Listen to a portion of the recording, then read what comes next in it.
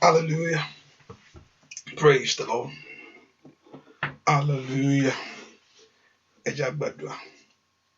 Ọlọ́run tó pọ̀ ní pátágbára gbé ọ̀gá fún oore ọ̀fẹ́ yìí. Àyìnlógo fún àánú ìwọ Ọlọ́run lórí ayé wa gbogbo.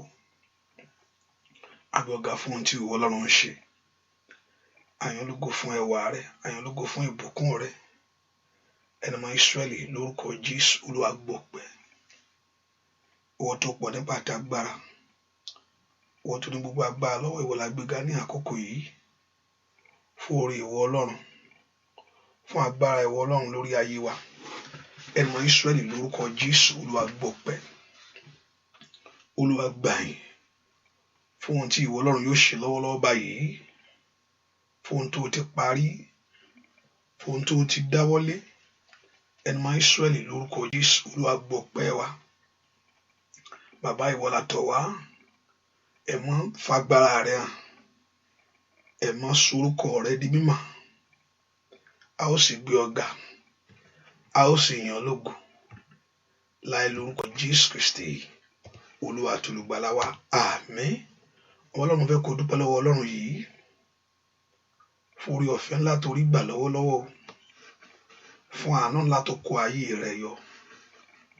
Ẹ kó gbé Ọlọ́run yìí ga pé Jésù ṣe o. Olùtọ́jú mi, olùpamọ́ mi, mo yìn ọ́.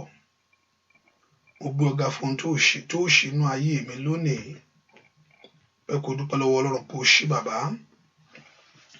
Ọba tó pọ̀ nígbà tí agbára, ọba tó ní gbogbo agbára lọ́wọ́. Ẹ kó gbé Ọlọ́run yìí ga sẹ́ pé Jésù ṣe o. Jésù ó mà ṣe. Lórí ayé mi ó ṣe o. Lórí ayé àwọn ọmọ mi gbogbo ó ṣe. Lórí ilé mi ó ṣe. Lórí ẹbí mi ó mà ṣe. Ẹ kó yin Ọlọ́run pé Jésù ṣe o. Ẹ kó gbé Ọlọ́run yìí ga fún ohun tó ń ṣe inú ayé rẹ. Fún ohun tó ń ṣe inú ẹbí rẹ. Fún ohun tó ń ṣe inú ayé ọmọ rẹ. pé Jésù ṣe abániṣe òde ọ̀run kábíyèsí ó ṣe o fún ohun tó ti dáwọ́ nínú ayé mi gbogbo, fún ohun tó máa ṣe inú ẹbí mi, fún ohun tó ṣe inú ilé mi. Dúpẹ́ lọ́wọ́ Ọlọ́run yìí. Jésù ó ṣe o. Ẹ kò dúpẹ́ lọ́wọ́ Ọlọ́run, ọba tó fi àánú gba ayé rẹ, ọba tó fa àánú gba ayé ọmọ rẹ, ọba tó fa àánú gbà ọ́. Dúpẹ́ lọ́wọ́ Ọlọ́run yìí. Kábíyèsí mo gbé ọ ga, alágbára gíga mo yìn ọ́. Òwí bẹ́ẹ̀ ṣe bẹ́ẹ̀ Ọlọ́run ìgbàlà ńlá, kábíyèsí tó lágbára lórí ohun gbogbo. Ẹ kò dúpẹ́ lọ́wọ́ Ọlọ́run fún ohun tí ó ń ṣe lọ́wọ́ nínú ayé rẹ. Jésù ṣe o. Jésù ṣe o. Jésù ṣe o fún ohun tó ń ṣe nínú ayé rẹ lọ́wọ́lọ́wọ́. Jésù mà ṣe é. Jésù ṣe o. Ẹ kò dúpẹ́ lọ́wọ́ Ọlọ́run yìí. Ẹ kò dúpẹ́ lọ́wọ́ Ọlọ́run yìí. Ẹ kò dúpẹ́ lọ́wọ́ Ọlọ́run yìí. Olóore mi ó mà ṣe o. Olùgbàlà ọba mi ó mà ṣe é. Ẹ kò dúpẹ́ lọ́wọ́ Ọlọ́run ọba tó pa ọmọ, ọba tó ń kó ọyọ ní gbogbo. Jésù ṣe o. Abániṣe òde ọ̀run ńlá o ṣe o. Ọlọ́wọ́ gbọgbọrọ mo gbé ọ ga, ẹlẹ́rù ni mo yìn ọ́. Ẹ kò gbé Ọlọ́run ga lọ́wọ́lọ́wọ́ báyìí fún ńlá tó ń ṣe inú ayé rẹ. Kábíyèsí ó mà ṣe o. Kábíyèsí ó mà ṣe o. Kábíyèsí ó ṣe o. Jésù ṣe o. Ta la bá máa yìn? Ta la bá máa gbéga? Ta la bá máa yìn bí kò ṣe Jésù ọba? Ta la bá máa yìn? Ta la bá máa gbéga? Ta la bá máa yìn bí kò ṣe Jésù ọba? Ta la bá máa yìn? Ta la bá máa gbéga? Ta la bá máa yìn bí kò ṣe Jésù ọba?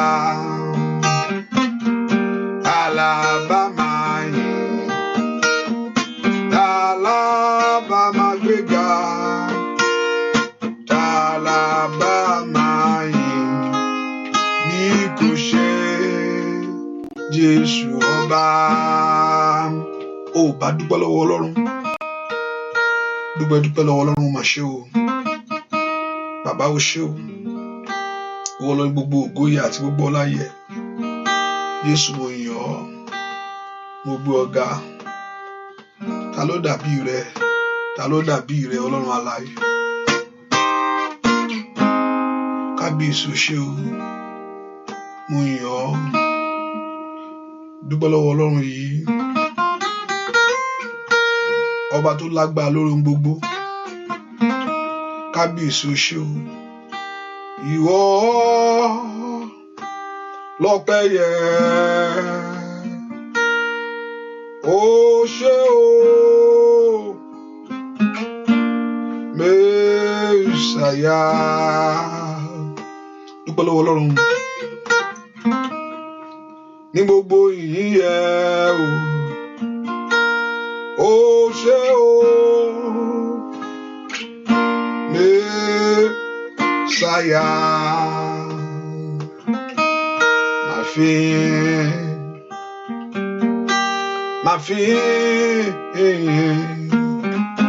Máa fi yìn fún Jésù. Kò béèrè ìrànlọ́wọ́ mìíràn bí kò ṣe yìí. Kò gbowó kò gbòbí, bóyá ń bá ń lówó sá. Máa fi fún Jésù tó gbà mí là. Kò gbowó kò gbòbí, bóyá ń bá fún lówó.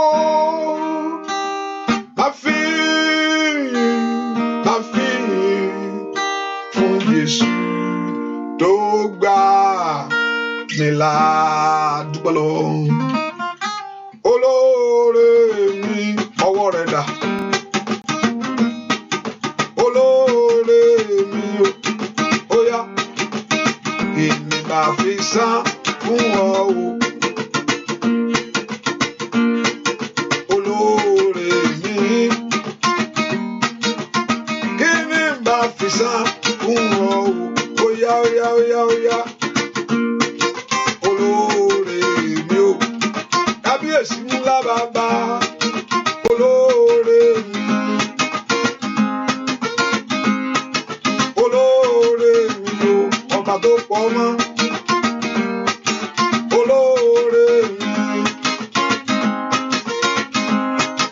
olóore mi o, kábíyèsí tó pọ̀ nípa àtàwà. Kí ni bá fi san fún ọ o. Olóore mi sá, kí ni bá fi san fún ọ o. Ó yá, ó yá, ó yá o. Olóore mi o, kábíyèsí o ṣé Olódùmarè ńlá. Ọ̀bániṣe Olódùmarè, àkó ẹni yọ. Dúpẹ́ lọ́wọ́ Ọlọ́run alààyè yìí.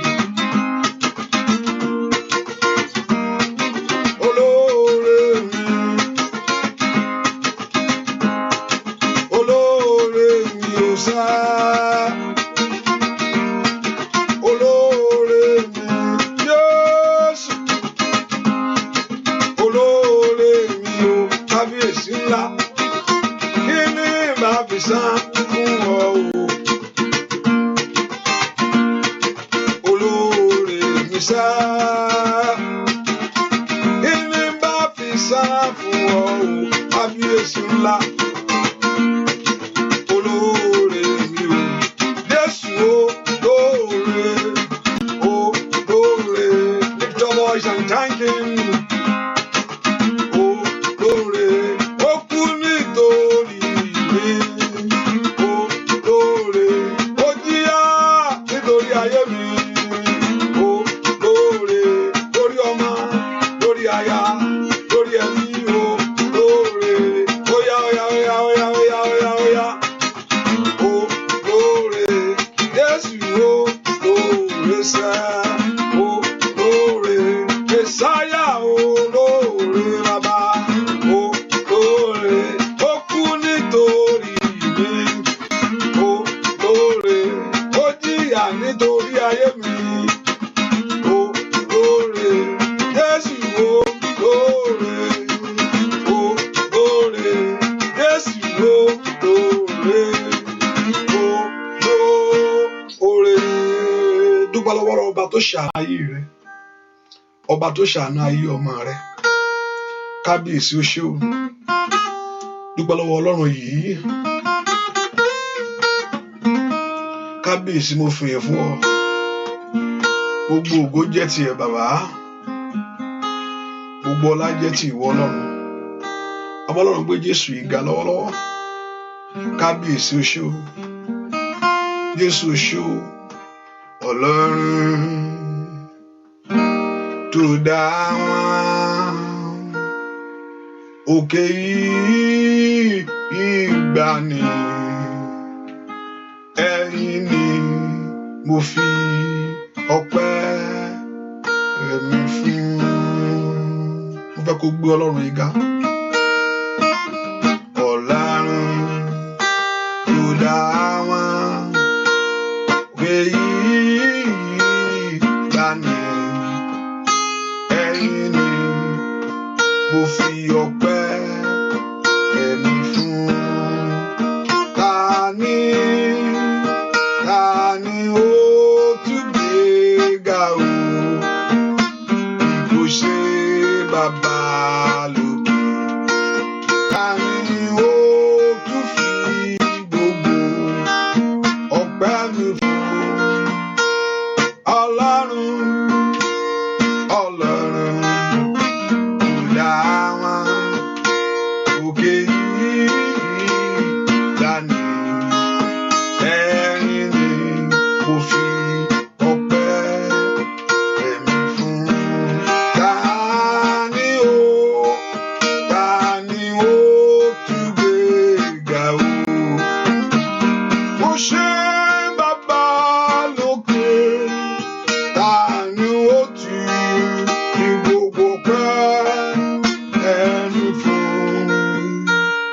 fẹ́ kó dúpẹ́ lọ́wọ́ Ọlọ́run. Lift your voice.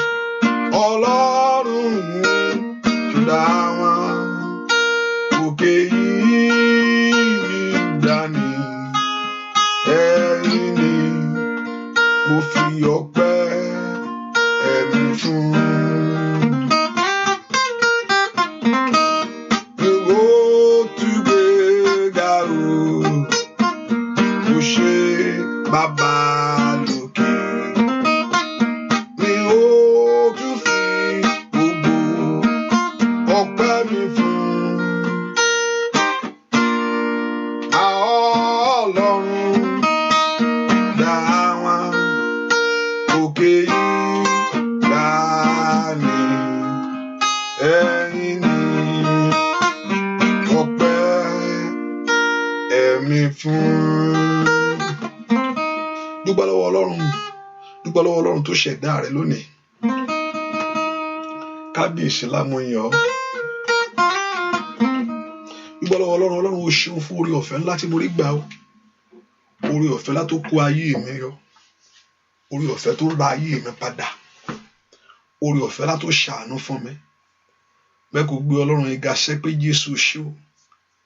Wọ́n tó tó bẹ̀ lórí ayé mi. Wọ́n tó tó bẹ̀ náà lé mi. Wọ́n tó fàyè gbà mí. Somebody lift your voice and just begin to appreciate him. Bẹ́ẹ̀ kò dúpẹ́ fún àǹfààní ńlá tó rí gbà níwájú Ọlọ́run yìí. Ọba tó pọ̀ ọmọ, ọba tó dá ọ sí, ọba tó yọ ọ́ ní ewu gbogbo, ọba tí ò jẹ́ tiẹ̀ gbé, ọba tí ò jẹ́ tiẹ̀ bàjẹ́. Lift your voice and just appreciate God this hour and thank him. Bẹ́ẹ̀ kò dúpẹ́ lọ́wọ́ Ọlọ́run yìí. Ọba tó forí ọ̀fẹ́ ńlá fún ọ, ọba tó fàánú gbà ọ́. Somebody exalt the Lord this hour. Dúpẹ́ lọ́wọ́ Ọlọ́run yìí. Jésù ṣe o. Ọlọ́run ìgbàlà ó máa ṣe é. Ẹni mọ́ Ísírẹ́lì ò ṣe o. Wọ́n tó ń pa mí mọ́, tó ń dá mi sí. Wọ́n tó ń kó mi yọnú ewu gbogbo. So give thanks to him right now. Dúpẹ́ lọ́wọ́ Ọlọ́run yìí. Give thanks to the Lord. Gbé Ọlọ́run yìí ga. Gbọ́ àdúrà lórúkọ Jésù Kristi. Olúwa wa, ask the Lord Jehovah God to forgive everything. Ẹ ká sọ fún Ọlọ́run, Olúwa dárí àṣídé mi jì mí. Bẹ́ẹ̀ kò pé Ọlọ́run dáadáa. Gbogbo ẹ̀ṣẹ̀ mi gbogbo, Olúwa dáríjì. I want you to ask him to forgive everything. Olúwa dárí àṣídé mi gbogbo jì. Bẹ́ẹ̀ kò sọ fún Ọlọ́run lọ́wọ́lọ́wọ́. Gbogbo ẹ̀ṣẹ̀ mi gbogbo, all my sin. Gbogbo ẹ̀ṣẹ̀ mi gbogbo, Olúwa dáríjì. Bẹ́ẹ̀ kò pé Ọlọ́run lọ́wọ́. Ọlọ́run dárí ẹ̀ṣẹ̀ mi jì mí o. Father, forgive me all my sin. Bẹ́ẹ̀ kò sọ fún Ọlọ́run, the Lord Jehovah God to forgive every sin. Olúwa dárí ẹ̀ṣẹ̀ mi jì mí. All my sin. Ohun tí ò ń jẹ́ kí n rí ọ. Ó sọ ní our iniquity have separated us from him. Ẹ̀ṣẹ̀ wa ló yà wá kù lọ́dọ̀ rẹ̀. Gbogbo tó ti yà mí lọ́dọ̀ rẹ̀. Gbogbo tó ti yà ayé mi kù lọ́dọ̀ ìwọ Ọlọ́run. Whatever thing that have separated you from God. Ohun tí ò ń jẹ́ kí n rí agbára ìwọ Ọlọ́run. Ọlọ́run dárí ẹ̀ṣẹ̀ mi jì mí. Olúwa dárí ẹ̀ṣẹ̀ mi jì mí. Sọ fún Ọlọ́run kọ́lọ́run kó dáríjì. Gbogbo ẹ̀ṣẹ̀ mi gbogbo. All my sin, oh God. Gbogbo ẹ̀ṣẹ̀ tí olùfisùn ń lò tó fi ń dírí ayé mi lọ́wọ́. Whatever thing that Satan is using, that the accuser is using in your life. Gbogbo ohun ẹ̀ṣẹ̀ mi tí olùfisùn ń lò láti dí ayé mi lọ́wọ́. Gbogbo ẹ̀ṣẹ̀ mi gbogbo. That the accuser is using to rob me of my blessing. Ohun tí ọ̀tá ń lò láti jà mí lórí ohun rere o. Ẹ kò porúkọ Jésù dáadáa, my Lord and my God. Olúwa dáríjì mi, kùtàlì abo ṣàkàlàbàkàtà yàbò. Porúkọ Jésù dáadáa. I want you to lift your voice to God. That the Lord God of heaven to forgive every sin. Ẹ kò sọ fún Ọlọ́run, that Lord Jehovah God to forgive all your sin. Olúwa dáríjì mi. Gbogbo ẹ̀ṣẹ̀ mi gbogbo. Sọ fún Jésù lọ́wọ́lọ́wọ́. Olúwa dárí àṣídé mi jì mí. Ask the Lord to forgive every sin. Borúkọ Jésù dáadáa. The Lord God of heaven to forgive every sin that may be. Gbogbo ẹ̀ṣẹ̀ gbogbo, gbogbo ẹ̀ṣẹ̀ gbogbo, gbogbo àbàwọ́n gbogbo, èyí tí ò ní jẹ́ kí n rí ìwọ Ọlọ́run. Gbogbo ẹ̀ṣẹ̀ gbogbo, èyí tí ò ní jẹ́ rógo ìwọ Ọlọ́run. Gbogbo ẹ̀ṣẹ̀ gbogbo, èyí tí ò ní jẹ́ kí n rí ìfarahàn ìwọ Ọlọ́run alààyè. Somebody lift your voice to God. That the Lord God of heaven to forgive every sin. Olúwa dárí ẹ̀ṣẹ̀ mi jì mí. Borúkọ Jésù dáadáa. Borúkọ Jésù. Olúwa dárí ẹ̀ṣẹ̀ mi jì mí. Ask the Lord to forgive every sin that may be. Gbogbo ẹ̀ṣẹ̀ tó lè mú ìjìyà wá. Gbogbo ẹ̀ṣẹ̀ tó lè mú ìjìyà wá tàbí ìdájọ́. Borúkọ Jésù dáadáa. Olúwa dárí ẹ̀ṣẹ̀ mi jì mí. Sọ fún Jésù, Olúwa dárí àṣírí mi jì mí. Somebody lift your voice to God. The Lord God of heaven to forgive every sin that may be. Ẹ̀ṣẹ̀ mi tí ò ní jẹ́ kí n rí àánú gbà o. Ẹ̀ṣẹ̀ mi tí ò ní jẹ́ kí n rí ògo ìwọ Ọlọ́run. Ẹ̀ṣẹ̀ mi tí ò ní jẹ́ kí ògo rẹ àtẹwà rẹ farahàn lórí ayé mi. With everything that may be before you, God. Somebody ask the Lord to forgive every sin. Olúwa dárí ẹ̀ṣẹ̀ mi jì mí. Somebody open your heart to God. My Lord and my God. Makaliba ushatalibo. Pé Jésù dáadáa. Ask the Lord to forgive all your sin. Borúkọ Jésù. Olúwa dárí ẹ̀ṣẹ̀ mi jì mí. Borúkọ, the Lord should forgive every sin. Pé Jésù dáadáa. Olúwa dárí jì mí. Olúwa dárí jì mí. Olúwa dárí jì mí. Ask the Lord God of heaven, forgive me all my sin. Pé Jésù dáadáa mi tó wà. The Lord God of heaven to forgive every sin that may be. Ask the Lord to forgive every sin. Olúwa dárí ẹ̀ṣẹ̀ mi jì mí. Jẹ́ n rí àánú gbà. Borúkọ Jésù dáadáa. Olúwa jẹ́ n rí àánú gbà. Borúkọ Jésù dáadáa. Olúwa jẹ́ n rí àánú gbà. Borúkọ Jésù dáadáa. Olúwa jẹ́ n rí àánú gbà. Borúkọ Jésù dáadáa. Olúwa jẹ́ n rí àánú gbà. Borúkọ Jésù dáadáa. Olúwa jẹ́ n rí àánú gbà. Let your mercy locate my life. Àánú rẹ kó wá ayé mi rí. Àánú rẹ kó wá ayé ọmọ mi rí. That the mercy of God to locate me. Ẹ porúkọ Jésù láàárọ̀ yìí. Olúwa fàánú rẹ wá mi rí o. Olúwa fàánú rẹ kó ayé mi yọ. Somebody lift your voice to God. That the mercy of God to locate you. That the mercy of God to find you. Kí àánú Ọlọ́run wá ayé rẹ rí. Kí àánú Ọlọ́run kó já ayé rẹ gbà. Somebody lift your voice to God. Ẹ pé Jésù dáadáa. Olúwa jẹ́ kí àánú rẹ máa bọ̀ wá. Let your mercy locate me. Let your mercy locate my life. Let your mercy locate my home. Olúwa fàánú rẹ gbà mí. Father, fàánú rẹ gbà mí. In Jesus' name we pray. Tí ọ̀rọ̀ Ọlọ́run bá sọ pé not the one that is not the one that is kò ń ṣe tí ń sáré. Not the one that is willing or that the one that is running, but it's God himself that showeth mercy. Kò ń ṣe tí ń sáré tàbí ohun tó ń ṣiṣẹ́ ṣùgbọ́n àánú Ọlọ́run ni. Kò ń ṣe àwẹ̀ tó gbà. Kò ń ṣe àwẹ̀ téèyàn gbà o. Kò ń ṣe pé mo gbàwẹ̀ tó pọ̀ ní. Mo gbàwẹ̀ tó pọ̀ ní Ọlọ́run máa fi ṣá. No, kò ń ṣe nìyẹn. Bí kò ń ṣe àánú Ọlọ́run. Àánú Ọlọ́run ló ń wá ayé èèyàn rí. It's the mercy of God that can locate you. Kò ń ṣe pé wọ́n bí ọ sílẹ̀ onígbàgbọ́. Kò ń ṣe tí ń sáré o. Not him that runneth, not him that willeth. It's God that showeth mercy. Àánú ni kò béèrè fún lọ́wọ́lọ́wọ́ báyìí. Olúwa ṣàánú ayé mi. Ask the Lord to have mercy upon your life. Olúwa ṣàánú mi lónìí. Olúwa ṣàánú ayé àwọn ọmọ mi gbogbo. Somebody lift your voice to God. Now the mercy of God to locate you. Olúwa fi àánú bẹ̀ ọ̀rọ̀ ayé mi wò. Ayakatali boko parabasata. Olúwa fi àánú bẹ̀ ọ̀rọ̀ ayé mi wò. Somebody open your heart to God. Olúwa fi àánú bẹ̀ ọ̀rọ̀ ayé mi yìí wò. Porúkọ Jésù dáadáa mi tó wà. Olúwa fi àánú bẹ̀ ọ̀rọ̀ ayé mi wò. Makali pori saida. Now the mercy of God to locate you. Ẹ bèrè fún àánú Ọlọ́run ní àárọ̀ yìí. Ẹ bèrè fún àánú Ọlọ́run lórí ọmọ rẹ láàárọ̀ yìí. Ask the mercy of God to find you, to locate your life. Ẹ bèrè fún àánú Ọlọ́run tí ń jẹ́ ayé ẹni gbà o. Ẹ bèrè fún àánú Ọlọ́run tí ń jẹ́ ayé tí ń yọ ayé ẹni kúrò nínú ìyà. I want you to open your heart to God. Mo fẹ́ kó porúkọ Jésù. Ẹ fàánú gbà mí. Ẹ fàánú fà mí yọ. Ẹ fàánú gbà mí. Ẹ fàánú fà mí yọ. Ní ipò àìníláyé. Ẹ fàánú gbà mí. Ní orúkọ Jésù. Ẹ fàánú fà mí yọ. Somebody pray. Katalia babokapa. Shadu Brakotali. Rubatu Ketelebo. Somebody lift your voice to God. That the mercy of God to locate you. The mercy of God to find you. Porúkọ Jésù dáadáa. Ẹ fàánú gba ayé mi ni. Ẹ fàánú gba ayé ọmọ mi ni. Ẹ fàánú gba iṣẹ́ mi ni. Ẹ fàánú gba ilé mi ni. Ẹ porúkọ Jésù. Olúwa fàánú gbà mí. Father, let your mercy bring me out. Let your mercy locate me. Let your mercy find me. Let your mercy turn things around. Let your mercy favor me. Let your mercy bring your blessing. Let your mercy bring your glory. Àánú rẹ kó mú àṣeyọrí bá mi lọ́dún yìí o. Àánú ìwọ Ọlọ́run kó mú ìbùkún bá ayé mi. Kó mú ìbùkún bá ayé àwọn ọmọ mi. Àánú ìwọ Ọlọ́run kó mú ìbùkún lá bá mi. Olúwa ṣàánú fún mi. Olúwa ṣàánú fún mi. Olúwa ṣàánú fún mi. Olúwa ṣàánú fún mi. Ó bá gbàdúrà borúkọ Jésù dáadáa. Kò ń ṣàwẹ̀ rẹ. Kò ń ṣàdúrà rẹ o. Borúkọ Jésù. Àánú ló bá béèrè fún wa. Ẹ ṣàánú fún mi. Ẹ jẹ́ ráàánú gbà. Ẹ jẹ́ ráàánú gbà. Ẹ jẹ́ ráàánú gbà. Ẹ jẹ́ ráàánú gbà. Ẹ jẹ́ ráàánú gbà. Ẹ jẹ́ ráàánú gbà. Ẹ jẹ́ ráàánú gbà. Ẹ jẹ́ ráàánú gbà. Ó yá mo ló wà. Ẹ jẹ́ ráàánú gbà lórí ọmọ sẹ́.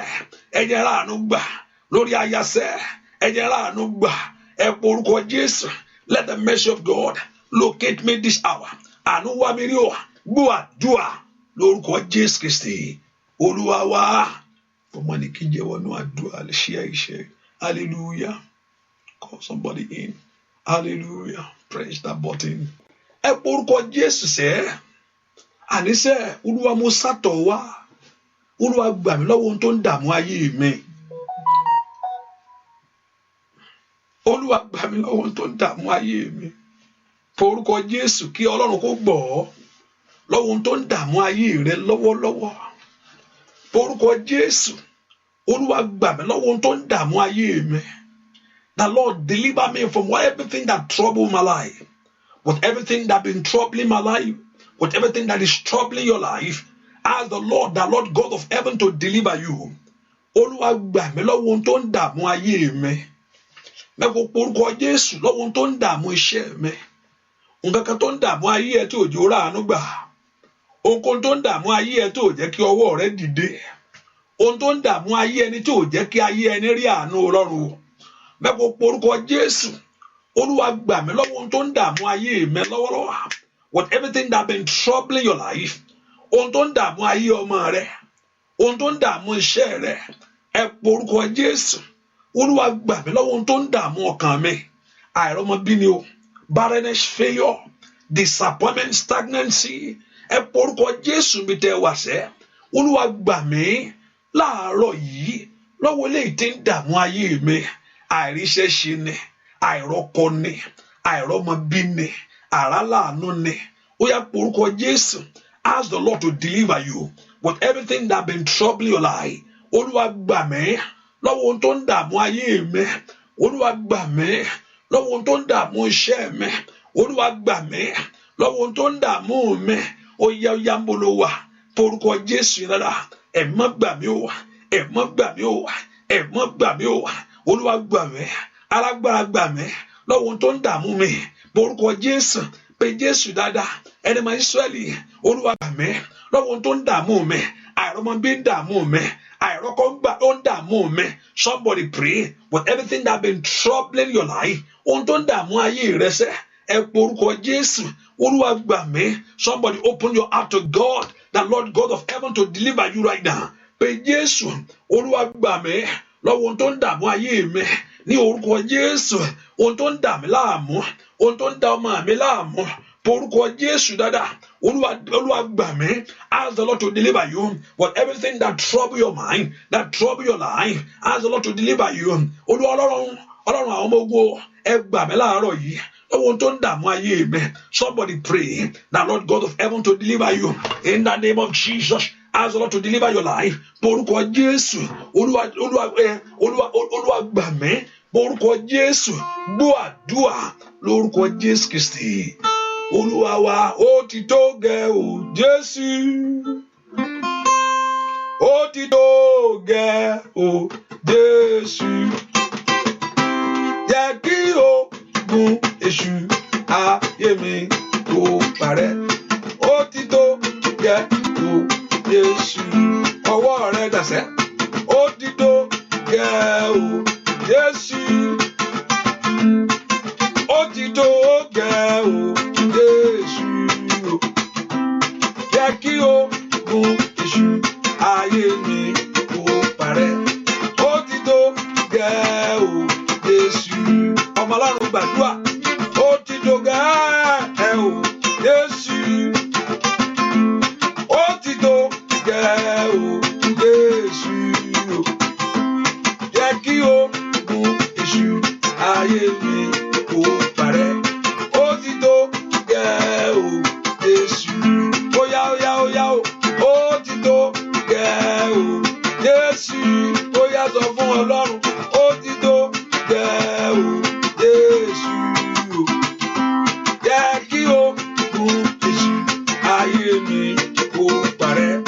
Ó ti tó gẹ́ o Jésù, lórí ọmọ o àṣetìṣẹ́. Nínú ẹbí ó yá ó tó gẹ́. Ọlọ́run kó fòpin sí ìyà ayé rẹ o bàbá.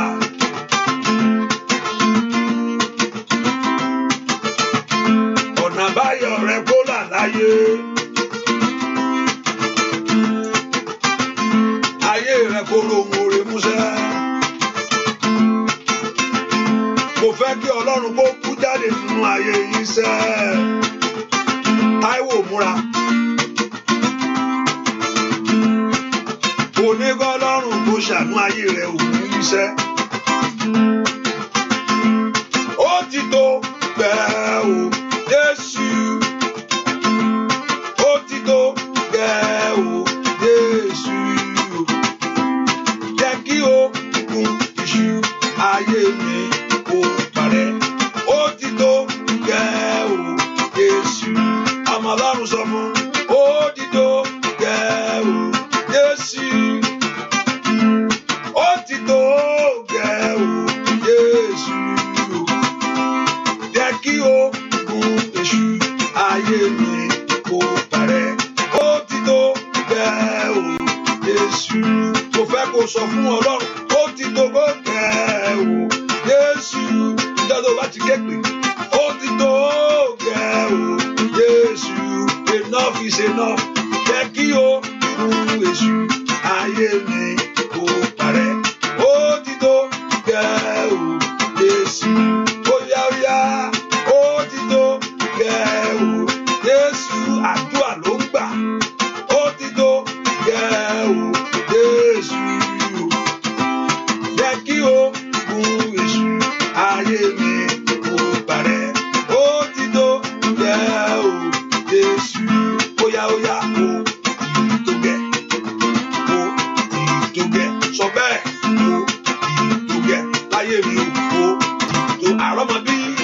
Ó ti àìníṣẹ́ ṣe. Óyá óyá óyá óyá óyá óyá. Ó ti tó gẹ́ nínú ọdún yìí. Óyá sọ fún Jésù. Ó ti tó gẹ́ nínú ilé. Ogun gbèsè. Óyá óyá. Ó ti àrọ́nà àbáyọ. Óyá pé óyá lórúkọ Jésù. Ó ti tó gẹ́ nínú ayé mi o. Ó ti tó gẹ́ lórí iṣẹ́ mi o, lórí ayé ọmọ rẹ. Ó ti tó gẹ́. Ó ti tó gẹ́ o Jésù, ó ti tó gẹ́ o Jésù, jẹ́ kí o gun èṣù ayé mi kó parẹ́. Ó ti tó gẹ́ o Jésù. Níjọ́ tó bá ti ké pe Ọlọ́run ni ogun yẹn á pẹ̀ ìdànù ayé rẹ sẹ́. Níjọ́ tó bá ti ké pe Ọlọ́run lógun yẹn yóò padà nú ayé rẹ. Níjọ́ tí bá ti ké pe Ọlọ́run lógun ayé mi yóò padà. This I know that the Lord is with me. Èyí mo fi mọ̀ pé Ọlọ́run wà pẹ̀lú mi. Bẹ́ẹ̀ kó porúkọ Jésù mi tó wà sẹ́. Lord, enough is enough. God will not say to you, enough is enough. You are the one that will tell God, enough is enough. Tí èèyàn bá ń gbádùn ogun ayé ẹ̀, Ọlọ́run ní dá sí o. Tí nǹkan bá ń ṣẹlẹ̀ nínú ayé èèyàn, if anything is going on in your life and you are silent with it, Ọlọ́run á máa wolú ẹni. Ọlọ́run ò ní dá sí kò báyà ìyá máa ń jọmọ ẹ jẹ́ kí n bá dá sí. No, ó ní ẹ ké pè mí ní ohun tó sọ the rules of the engagement is when you call. Ìyẹn láti kankan pé Ọlọ́run and God of heaven will intervene to your case. Téèyàn bá dákẹ́ tara ẹ bá dákẹ́ pátápátá nù. Ò bá born again jù bẹ́ẹ̀ lọ. Ò bá máa kí náà máa jáde kó máa jáde lẹ́nu báyìí. Téèyàn dákẹ́ ogun ayé àdákẹ́ bẹ́ẹ̀ ni. Ṣùgbọ́n gbà tí ẹ bá ké pe Ọlọ́run ni Ọlọ́run máa dá sí. You have to call upon God. You have to invite God. Ọlọ́run fẹ́ kó o pe òun sí. Ọlọ́run ò dẹ̀ rí mi báyìí tí à ń jẹ mí. Nà mo rí ọ kí ni ṣẹlẹ̀. Ọlọ́run sì ń wò mí níran. Mò ń wò ọ. Ojú mi ò fọ́ mo rí ohun gbogbo. Àní Ọlọ́run dá sí ọ̀rọ̀ mi. Òun pè wọlé nù. Now you are calling him to come in. You are calling him to enter into your life. Ẹ porúkọ Jésù. Eléyìí tó gẹ́ o. Àìrọ́mọbí ti tó gẹ́nu ayé mi ṣẹ́. Àìríṣẹ́ ṣe tuntun gẹ́ failure enough is enough. Ìdààmú gbogbo ogun tó fẹ́ fi àkókò ayé mi ṣòfò. Gbogbo ogun tó fẹ́ fi àkókò ayé àwọn ọmọ mi ṣòfò. Mẹ́kọ̀ọ́ porúkọ Jésù. Makali ababo soto prende kelebo kupaya. Mayaka to brendo suko prende ketelebo. Ogun tó fẹ́ fi àkókò ayé mi ṣòfò tí ò fẹ́ kó gbà fún ọ. Gbogbo every power wasting the time of your glory. Every power delaying your progress in life. Ẹ porúkọ Jésù. Ogun tí Olúwa ò ní gbà kí n ṣe rere. Ogun tó Olúwa ò ní gbà kí mi rí ìwé ìgbélu ìgbà o. Ogun tó Olúwa ò ní gbà tó Olúwa ò jẹ́ kí n bímọ láyé. Can you lift your voice and commit that battle into the hand of God? He said, hold your peace for your Lord your God will fight for you. Ọlọ́run dìde kó jà fún mi. Ẹ porúkọ Jésù. Arise to fight for me. Olúwa dìde kó jà fún ayé mi. Lánàá kó gbàdúrà sẹ́. Màkàlí abakún sàtúlẹ̀ gàba. Màyẹ́kẹ̀ prando toko plẹ̀dẹ̀gẹ̀bọ̀. Porúkọ Jésù. Olúwa dìde jà fún ayé mi. Ẹ dìde kẹ́ jà lórí iṣẹ́ mi sẹ́. Ẹ jà kẹ́ ràn mí lọ́wọ́. Ẹ jà kẹ́ bò mí láṣìírí. Ẹ jà kẹ́ fún mi lọ́wọ́. Can you lift your voice to God? That the Lord God of heaven to fight for you. To fight to break the yoke. Láti jà fún láti jà gbogbo ìdè. Láti jà láti àbáyọ fún ayé rẹ sẹ́. Ẹ porúkọ Jésù. Ẹni máa ń sọ́ọ̀lì jà fún ayé mi. Somebody open your heart and pray. Ẹ gbà mí bí tí ayé sọ ayé mi mọ́lẹ̀ mọ́. Ẹ porúkọ Jésù. Ẹ gbà mí níbi tí ayé sọ ìpín mi mọ́lẹ̀ mọ́. Ọmọ Ọlọ́run lanu kó gbàdúrà. Ibi tí ayé sọ mọ́lẹ̀ sí. Ọ̀run kó gbọ́ lọ́wọ́lọ́wọ́ yìí. Ọ̀run kó tú ọ sílẹ̀. Ẹ porúkọ Jésù. The Lord God of heaven to deliver you. Ẹ gbàdúrà. Olúwa tú iṣẹ́ mi sílẹ̀. Lọ́wọ́ ìdè ìrákòrò. Ní orúkọ Jésù. Olúwa tú ayé àwọn ọmọ mi sílẹ̀. Ask the Lord to deliver you right now. I want to be free, oh God. I want to be delivered. I want to move forward. In Jesus' name, we pray. For those on YouTube, I'm trying to see. I don't see your comment. I believe you are hearing me. Praise the Lord. And they were on YouTube. Hallelujah. I hope you are hearing me. Hallelujah. Praise the Lord. Because I don't see your comment. I can see the Facebook one. It's okay. Hallelujah. Ẹ porúkọ Jésù. Ẹ porúkọ Jésù. Olúwa fà mí jáde ibi tí ayé di ayé mi mọ́. Olúwa fà mí níbi tí ayé di ayé mi mọ́. Olúwa mú mi jáde ibi tí ayé mú ayé mi sí. Gbogbo agbára tó gbé ọ pamọ́. O lè máa rìn títì. Ẹlòmíì ó wà ní títì. Ó rìn títì. Wọ́n ń wò ní títì o. Hello mọ́mí kíní. Wọ́n ń kí ọ. Ṣùgbọ́n agbára tó gbé ọ pamọ́. Ẹlòmíì á ní ṣọ́ọ̀bù. Wọ́n tiẹ̀ ní ṣọ́ọ̀bù yẹn. Àwọn tí ayé ò tiẹ̀ mọ̀ pé ó ń ta nǹkan kan. Ilẹ̀ ń tà wọ́n ní rí. Gbogbo agbára tó gbé ògo ayé mi pamọ́. Gbogbo ipá tí ò fẹ́ kí ògo ayé àwọn ọmọ mi ṣiṣẹ́ fún wọn. Mo ní Ọlọ́run ò lè, èèyàn ló burú. Ọlọ́run ò lè, èèyàn burú ni. The Bible told us the heart of man is wicked. Who can know it? It's only this God that can see the heart of man That's so wicked. That people go extra mile, extra length to destroy life, to kill dreams. People go extra length to put life down, to put shame upon someone, and they enjoy it. Wọ́n gbádùn ẹ̀. And the enemy enjoy it. Wọ́n gbádùn that failure. They want to hear you telling them you need something. Ohun tán fẹ́ nìyẹn. But when you see your life begin to move forward, they don't want that. Ẹ porúkọ Jésù mi tẹ wá sẹ́. I want to come out. Mo fẹ́ bọ́ níbi tí ayé fi ayé àwọn ọmọ mi sí o. Mo fẹ́ bọ́ níbi tí ayé di ayé mi mọ́. Gbogbo ẹni tó sọ bí ẹ tó sọ mọ́lẹ̀ bí akọ ewúrẹ́ mọ́lẹ̀. Mo ń bẹ́ nìkan sọ̀rọ̀ wọ́. Gbogbo agbára tó sọ ayé rẹ mọ́lẹ̀ bí akọ ewúrẹ́. Èyí tó sọ mọ́lẹ̀. Yakatakale abakapa yakaba. Mayakalaba ko sheketelebo kaba. Mayakaba kaba kaba kaba. Masoto to leketelebo. E porúkọ Jésù. Masiketekelebo ko parabakata. Porúkọ Jésù. Ọlọ́run mo fẹ́ bọ́ lọ́wọ́ ìyà yìí. Ọlọ́run mo fẹ́ bọ́ lọ́wọ́ àṣetì yìí. Ọlọ́run mo fẹ́ bọ́ lọ́wọ́ ẹ̀gàn yìí. Ọlọ́run mo fẹ́ bọ́ lọ́wọ́ gbèsè yìí. Oh yeah, lift your voice to God. I want to be free, oh God. I want to be delivered. I want to be free, oh God. Gbàdúrà. Mo fẹ́ bọ́. Mẹ́kọ̀ọ́ mú mi lọ sínú ìmúṣẹ o. Mẹ́kọ̀ọ́ mú ayé mi kúrò nínú ìlérí. Mẹ́kọ̀ọ́ mú ayé mi lọ sínú ìmúṣẹ. O ti gbọ́ pé ayé ó dà. O ti gbọ́ pé èèyàn ńlá ni ọ́. O ti gbọ́ pé ọmọ rẹ yóò ṣeré wájú rẹ. Ṣùgbọ́n òun dòde òun wò ó. Gbogbo ipá tí ò fẹ́ kó ṣẹ. Gbogbo agbára tí ò fẹ́ kí ìran ayé mi ṣẹ. Ó yá yámbolo wà. Gbogbo ipá tí ò fẹ́ kí n ju bí mo ṣe wà lọ láyé. Gbogbo ipá tí ò fẹ́ kí ọ̀nà ńlá fún ayé mi. Àní gbàdúrà kó sọ fún Ọlọ́run. Olúwa jẹ́ kí ipá náà kó wọlé. Ó yá. Olúwa tẹrí gbogbo agbára náà bá. Gbogbo agbára tí ò fẹ́ kí n rí ìrànlọ́wọ́ gbà. Gbogbo agbára tí ò fẹ́ kí n rí àánú. Ó yá gbogbo apá tó dé ayé mi mọ́lẹ̀. Ó yá ń bolo wà mọ́ ní kò gbàdúrà. Kàtàkàtàkàtà. Màyà kò robọ́ sokoto. Rìpàtókò planda yabọ̀. Dúà. Lórúkọ Jésù Kristi. Olúwa wa I believe that you should pray. I can pray for you. It's not that I cannot pray for you. I told you why you have to pray.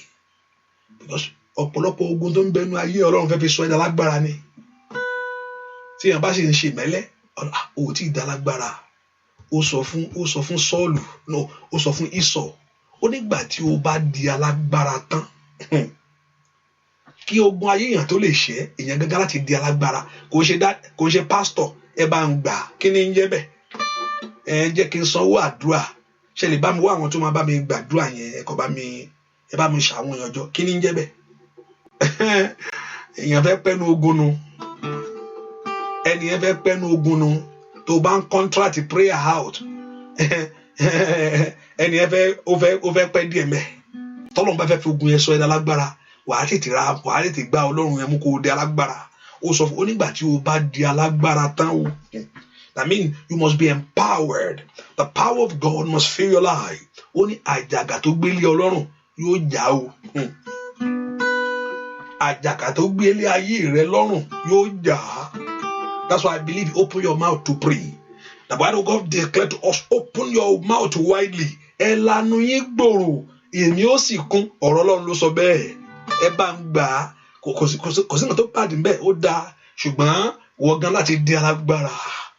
The Lord must empower your life.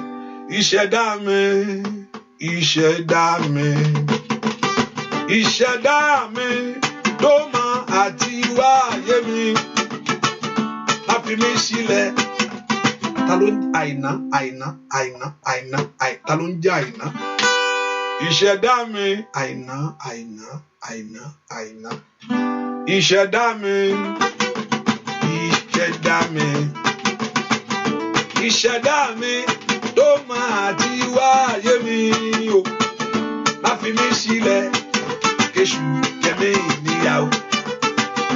Ìṣẹ̀dá mi o, ìdè má, ó yá o.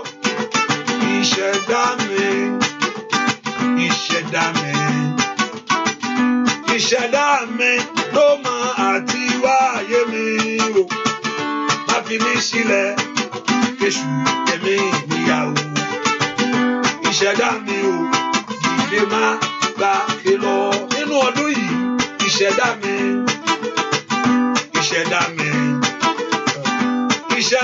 mi tó máa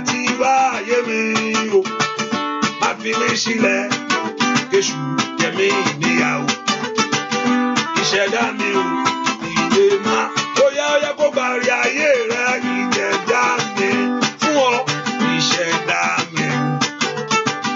ìṣẹ̀dá mi tó máa ti wáyé mi o má fi mí sílẹ̀ ó yá Jésù jẹ̀mí níyàwó ìṣẹ̀dá mi ò ìdè má gbà lé lọ ọwọ́ rẹ kó tẹ̀.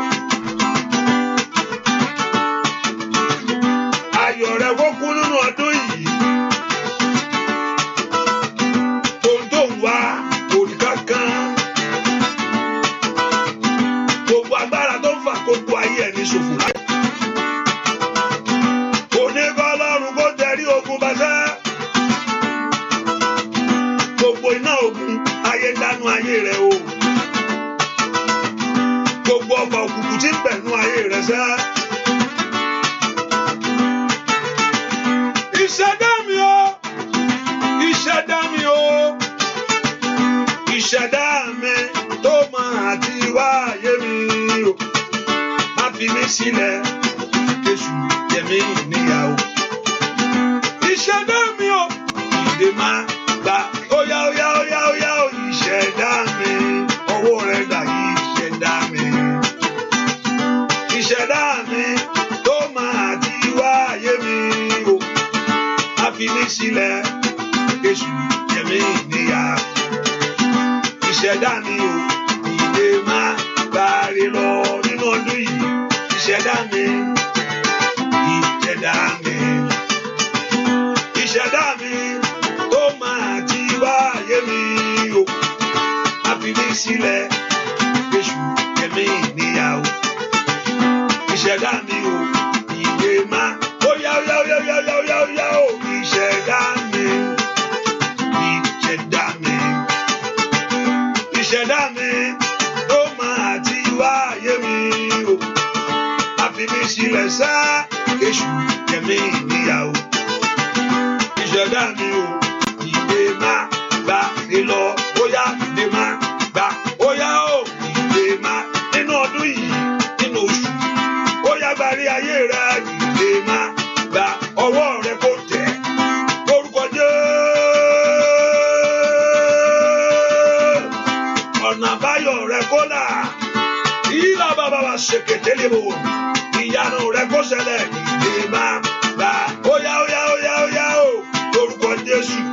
Ìdè máa gbà óyá óyá óyá óyá o lórúkọ Jésù. Ìdè máa àndàlíàbà ó màkàlíàbò ṣètèrí bàgàyà. Ìdè máa gbà ọ̀nà àbáyọ rẹ kó là óyá óyá. Ìdè máa gbà óyá óyá óyá óyá lórúkọ Jésù. Ìdè máa gbà nínú ọdún yìí sá. Ìdè máa gbà lé lọ ẹ orúkọ Jésù. Lord, Olúwa dìde fún ayé mi, arise for my life. Ní ọdún 2020 ìwọ orí mi sọ́rí. Ìwọ ìṣẹ̀dá mi dìde kó jà. Gbogbo agbára tó ń fi yàrá olórí. Gbogbo agbára tó ń fi yàrá orí àwọn ọmọ rẹ. Gbogbo agbára tó ń fi yàrá ayé rẹ lórílẹ̀-èdè yẹn. Ìwọ ìṣẹ̀dá mi dìde. Mo ní Bíbélì sọ fún wa pé ìjọba Ọlọ́run fi agbára wọ̀. Alágbára ní ń gbà. Ọ̀pọ̀lọpọ̀ àwọn tó ń wé yẹn tó ń fara rẹ̀ wé yẹn. Àgbà àwọn ọmọ ń lọ ṣọ́ọ̀ṣì wọ́n ṣe kankan. Ó lọ bèrè ohun tó ń ṣe dára lọ́wọ́ wọn. Ẹlòmíì contract àdúrà ẹ̀ out. Ẹlòmíì gan wọ ẹgbẹ́ lọ ní. Hallelujah. Ayé ò gbàgbẹ̀fẹ́. Ayé ò gbàgbẹ̀fẹ́. Ọ̀tá fẹ́ yí nǹkan dànù. Ẹ porúkọ Jésù sẹ́. Arise, oh God. Like I want to have my breakthrough this year. Ìwọ ìṣẹ̀dá mi. Ó yá gbáre ìyanu. Receive your blessing. Ìwọ ìṣẹ̀dá mi. Rí ọ̀nà àbáyọ jáde. I want to lift up voice and pray. Porúkọ Jésù. Ìwọ ìṣẹ̀dá mi. Rí ọ̀nà jáde ní ọdún yìí. Worry mi o. Rí ọ̀nà àbáyọ jáde. A way out for you. Ọ̀nà àbáyọ tó ti wá. Ọ̀nà náà kò ṣí. ọ̀nà àbáyọ tó ti ń wá fún ayé rẹ ìwọ ọ̀nà náà kò ṣí oyayaya ń bolo wá sẹ́ orúkọ Jésù ìwọ ayé mi rí ọ̀nà àbáyọ jáde ní orúkọ Jésù ayé mi ò gbọdọ̀ kú sínú ìyà yìí. I shall not die in this. Somebody lift your voice to God. Mi gbọdọ̀ kú sínú eléyìí o. Ayé mi ò gbọdọ̀ eléyìí ò gbọdọ̀ kẹ́yìn ayé àwọn ọmọ mi. Ní orúkọ Jésù mo fẹ́ bọ́. Ẹ̀yin ogun ọ̀run, I want to be free. Ó yá já gbogbo èdè mi lónìí. Ẹ mú ọwọ́ ayé kúrò lọ́rọ̀ mi. Makali abaku sakutalia. Makali abaku mpelekotolia ba. Masondo breketekedebo. Masindo brandakaba. Orúkọ Jésù dára. Mo fẹ́ bọ́ lọ́wọ́ ogun yìí. I want to be free from this battle. I want my life to be free from this delay. Mo fẹ́ bọ́ lọ́wọ́ ìjákulẹ̀ yìí. Mo fẹ́ bọ́ lọ́wọ́ ìjákulẹ̀ yìí. Bọ́ àdúrà lórúkọ Jésù Kristi. Olúwa wa ẹnìkan pé orúkọ Jésù. Orúkọ ọmọbìnrin lẹ́ẹ̀kan yẹn náà o. Ṣé àìná àbí? Hallelujah. Hallelujah. I think I know. I can't see the comment on the YouTube. I can see the comment on here. Lórúkọ Jésù gbogbo tó ayé so mọ́ lára. Gbogbo tó dùn sí ayé rẹ lórúkọ Jésù kó parẹ́ pátá. Lórúkọ Jésù kó parẹ́ pátá, kó parẹ́ pátá. Lórúkọ Jésù kó parẹ́ pátá. Ogun ọ̀run kó ṣẹ́gun fún ọ. Mo tún gbàdúrà fẹ́nìkan. I pray for someone. Ọ̀nà rẹ ò ní dúdú láyé mọ́. Ọ̀nà rẹ ò ní dúdú. You will not walk in darkness anymore. As from today, you will not walk in darkness anymore. You will not walk in darkness anymore. As from today, ayé rẹ ò ní inú òkùnkùn mọ́. Orúkọ Jésù dáadáa. Ẹ tàn mọ́lẹ̀ sí ayé mi o. Ayé mi ò gbọdọ̀ rí inú òkùnkùn mọ́. Ọmọdé ńlá ni kò gbàdúrà sẹ́. Ẹ tàn mọ́lẹ̀ sí ayé mi o. Ayé mi ò gbọdọ̀ rí inú òkùnkùn mọ́. Ayé ò fẹ́ káyé ẹni ṣe rere. Mi lọ́ta lé mi gbogbo aláwọ̀ educated. Irọ́ ni gbà. Mi rò bẹ́ẹ̀. Gbogbo àwọn wọ́n kàwé kí ni jẹ́ ìyẹn ò dín kankan lọ́wọ́ kò dífá. Wọ́n bá dókítà ọ̀gá ń gbé nǹkan jẹ. Hallelujah. Ìyẹn kò dífá o. Ayé mi ò gbọdọ̀ rí inú òkùnkùn mọ́ ẹnìkan. Alágbára tó sọ ayé rẹ bí àgbò mọ́lẹ̀, àgbò akọ ewúrẹ́ tán so mọ́lẹ̀ yìí. Ọlọ́run kó tú ọ sílẹ̀ o. Lórúkọ Jésù. Ọlọ́run kó ṣe ìyanu. Ayé mi ò gbọdọ̀ rí inú òkùnkùn mọ́. As from today that my life will not walk in darkness anymore. Ayé àwọn ọmọ mi ò gbọdọ̀ rí inú òkùnkùn mọ́. Bẹ́ẹ̀ kó porúkọ Jésù mi tó wà. Ayé mi ò gbọdọ̀ rí inú òkùnkùn mọ́. Ayé mi ò gbọdọ̀ rí inú òkùnkùn mọ́. Ayé mi ò gbọdọ̀ rí inú òkùnkùn mọ́. Olúwa fà mí jáde níbi tí ayé bí mi sí o. Ní orúkọ ibi tá bí mi sí. Ibi tá bí mi sí. Inú tá gbé ayé mi wọ̀. Ibi tí a gbé ayé mi wọ̀. Somebody lift your voice and pray. Ibi tí a gbé ayé mi sí. Ibi tí a gbé ayé mi wọ̀. Ẹ porúkọ Jésù. Ibi tí a gbé ayé mi sí. Mo fẹ́ bọ́ mbẹ̀. Porúkọ Jésù. Mo kọ́lé abaku seketelebo. Ma ní prendo to prando ko planda kapaya. Ma shiketelebo kapara basata. Ma yeketelebo ko prenda ketelebo. Porúkọ Jésù. Mo fẹ́ bọ́. Porúkọ Jésù. Mo fẹ́ bọ́. Porúkọ Jésù. Mo fẹ́ bọ́. Bọ́ àdúà. Lórúkọ Jésù Kristi. Olúwa wa kẹ́ndẹ́ni sọ the video link has been removed. I don't know which one you're talking about. Clear entrance this up. Hallelujah. I don't know which video link is being removed.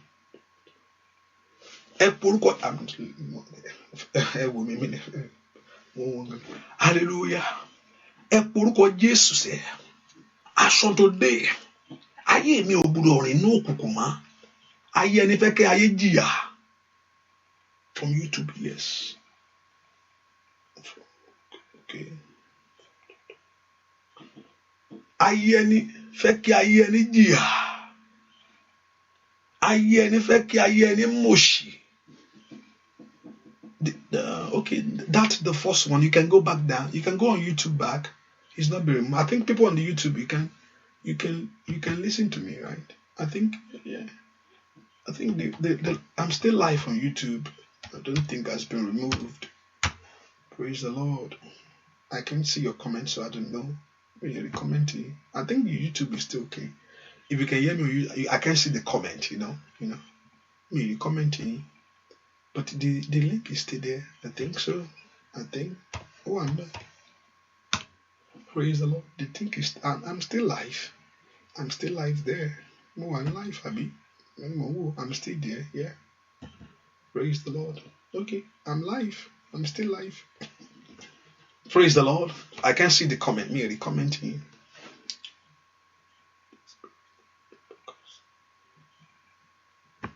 I don't understand. I got what Jesus. Ọlọ́run mú ayé mi kúrò nínú ìyà. Mẹ́kọ̀ọ́ porúkọ Jésù dáadáa. Olúwa mú ayé mi kúrò nínú ìyà. Olúwa mú iṣẹ́ mi kúrò nínú ìyà. You are listening to me, sister. You are listening to me now. Olúwa mú ayé mi kúrò nínú ìyà. Porúkọ Jésù, mo fẹ́ bọ́ lọ́wọ́ ìyà ayé o. I want to be free from this battle. I want to be free from this shame. Mo fẹ́ bọ́ lọ́wọ́ ẹ̀gàn yìí. Mo fẹ́ bọ́ lọ́wọ́ ẹ̀gàn yìí. Mo fẹ́ bọ́ lọ́wọ́ ẹ̀gàn yìí. Mo fẹ́ bọ́ lọ́wọ́ ìyà yìí. Ẹ porúkọ Jésù. Olúwa mo fẹ́ bọ́ lọ́wọ́ ìyà. I want to be free from this shame. Ẹ mú ayé mi jáde kúrò nínú ìyà. Ẹ mú ayé ọmọ mi jáde. Mo fẹ́ jáde nínú ìyà yìí. Lọ́wọ́ ogun àrọ́mọbí tó ń ya ayé mi lẹ́nu. Èyí tó dá ayé rẹ gúnlẹ̀ tipẹ́tipẹ́. Lọ́wọ́ ogun àláṣeyọrí. From this battle God. Lọ́wọ́ ohun tí mo lé títí ayé mi ò tí ì bá. Ẹ porúkọ Jésù. Ẹ fàyè gbà mí bàbá. Ẹ fàyè gbà mí kí n ṣe rere. Ẹ gbà mí lọ́wọ́ pa fi àjà yí ẹni. Ẹ gbà mí lọ́wọ́ pa fi ẹ̀gàn já yí ẹni. Ẹ̀gàn shame reproach. Lọ́wọ́ a fi ẹ̀gàn sínú ìrìn àjò ayé ẹni. Lọ́wọ́ agbára tí ò fẹ́ kí ọwọ́ ẹni gòkè. Lọ́wọ́ agbára tí ò fẹ́ kí ọwọ́ ẹni kó mú oore jáde. Ẹ porúkọ Jésù. My Lord and my God, arise to help me. Porúkọ Jésù, ẹ gbà mí. Ẹ gbà ayé mi lọ́wọ́ ìyà yìí. Ìyà ò gbọdọ̀ jẹ ayé mi mọ́. Somebody open your mouth and pray. Ìyà ò gbọdọ̀ jẹ ayé mi mọ́. Ẹ gbà ayé mi lọ́wọ́ ìyà yìí. Ìyà ò gbọdọ̀ jẹ ayé àwọn ọmọ mi mọ́. Porúkọ Jésù. Ìyà ò gbọdọ̀ jẹ iṣẹ́ mi mọ́. Màtóbá rúṣọ́tò tó lè kaba. Ìyà ò gbọdọ̀ jẹ iṣẹ́ mi mọ́. Ní orúkọ Jésù. Màṣíkẹ́tẹ̀lẹ́bọ̀ kàpáyàbọ̀. I want to be delivered, oh God. I want to be free, oh God. Porúkọ Jésù. Mo fẹ́ gba ìtúsílẹ̀. I want to be delivered, oh God. I want to be free, oh God. Porúkọ Jésù dáadáa. Sọ fún Jésù that you want your life to be delivered. You want your life to be delivered. You want your life to be delivered. Ẹ gbà ayé mi lọ́wọ́ ìyà. Ẹ gbà ayé ọmọ mi lọ́wọ́ ẹ̀gàn. Ẹ gbà ayé mi lọ́wọ́ ìyà. Somebody pray. Father, deliver me. In Jesus' name, we pray. Mo fẹ́ kó sọ fún Ọlọ́run. Ohun tó ń táyé ti pè sínú ayé mi ti ń ṣiṣẹ́. Ohun tí ayé ti pè sínú ayé ẹni tí ń ṣiṣẹ́ lọ. Olúwa lé jáde. Ohun táyé ti fi sínú ìrìn àjò mi. Pé kó máa bá ayé mi rìn lọ. Ohun tí ọ̀tá ti fi sínú ayé mi. Tó ní kó máa bá ayé mi dàpọ̀ lọ. Whatever that enemy has put in my life. That's why the Bible declared that a stranger shall hear the voice of you and they shall be frightened out of their hidden place. Pé àlejò yóò gbóhùn rẹ. Ó sì bẹ̀rù bójó jáde. Gbogbo àlejò tí ayé yàn tí ayé mi o. Gbogbo àlejò tí ayé yàn tí o mẹ́. Pé ẹ má jẹ́ kí ògo ìtàn o. Ẹ má jẹ́ kí ògo ìjáde o. Ẹ má jẹ́ kí ògo ìkórè nǹkan mú láyé o. Gbogbo àlejò èyí tí ayé yàn tí ògo ayé mi. Every strange power, every strange spirit that enemy have assigned for my life. Òun lé, mo fẹ́ kó bá. Òun wá, mo fẹ́ kó rí. Ó fẹ́ gbà, mo fẹ́ kàn fún ọ. Gbogbo àlejò kálejò, every strange power, every strange spirit that enemy have assigned. Oh, ìkàtà ìmàláì. Èyí tó ti fi ṣọ́ ayé mi pé ẹ má jẹ́ káyé ìdìde o. Ẹ má jẹ́ káyé rí àánú gbà o. Ẹ má jẹ́ kí ayé rí orere mú o. Ẹ jọ̀ọ́. Ẹ orúkọ Jésù, every strange power. Gbogbo alágbára yìí, ó yẹ wọlé. Orúkọ Jésù dáadáa. Alágbára mikida labakabala basekele bokaba. Mali prendo ko prende ke pleketeba. Masuto toli kelebo ko palakata. Mayeke telebo ko peru sheke telebo. Pourquoi Jésus? Mashike telebo every strange power, every strange spirit. Mashike telebo. Oh yo. Mashike telebo kaba. As the Lord is strange power in your life, let it be destroyed. Gbogbo àlejò kálejò tí ń bẹnu ayé mi. Gbogbo àlejò tó wọlé tó ayé mi wá. Every strange power, every strange spirit. Èyí tí ò fẹ́ kí ire dalẹ̀ mọ́. Èyí tí ò fẹ́ kó ríre. Oh, makata tata yaba. Masike telebo kaba. Gbogbo àlejò yìí. Ohunkóhun tí ń ṣiṣẹ́ lòdì. Ó yá ẹgbọ́ ọ̀rọ̀ Olúwa ṣá. Masike tekebo. Orúkọ Jésù gbọ́ àdúà. Lórúkọ Jésù Kristi Olúwa wa gbọ́ àdúà. Lórúkọ Jésù Kristi Olúwa wa gbọ́ àdúà. Lórúkọ Jésù Kristi Olúwa wa dìde gbọ̀n dìde fún. Gbogbo ogun ayé mi pàdé dìde gbọ̀n dìde fún. Kó gbọ̀n yanu lára mi dìde bí alágbára. Gbogbo ogun ayé mi pàdé. Ajá lásán lè dènà mákòókò rẹ̀ ní dùwà. Gbọ̀n yanu lára mi kẹ́bí máa gbé wọ gbogbo. Gbọ̀n dìde fún. Gbogbo ogun ayé mi pàdé. Gbọ̀n dìde fún. Gbọ̀n yanu lára mi o. Débí alágbára. Gbogbo ogun ayé mi pàdé. Ajá lásán lè dènà mákòókò rẹ̀ ní dùwà. Gbọ̀n yanu lára mi kẹ́bí máa gbé wọ gbójúlé.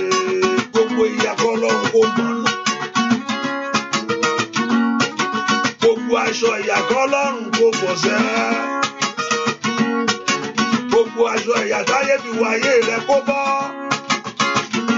Every cloth of shame and disappointment. Gbogbo aṣọ tí àìrólóore láyé. Dìgbà dìde fún. Gbogbo ogun ayé mi pàdé. Dìgbà dìde fún. Gbogbo ìyanu lára mi. Dìde bí alágbára.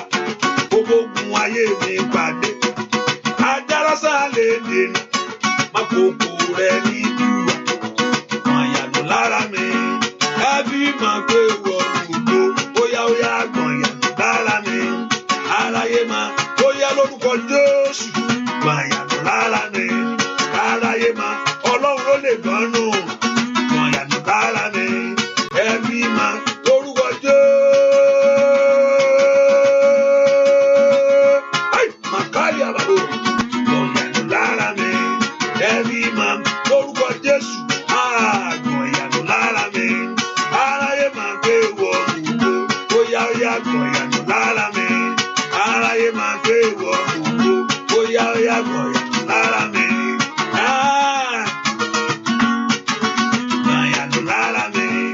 Aráyé máa gbé wọ gbogbo. Óyá gbọ̀n yanu lára mi. Ẹbí máa lórí ayé àwọn ọmọ mi gbogbo.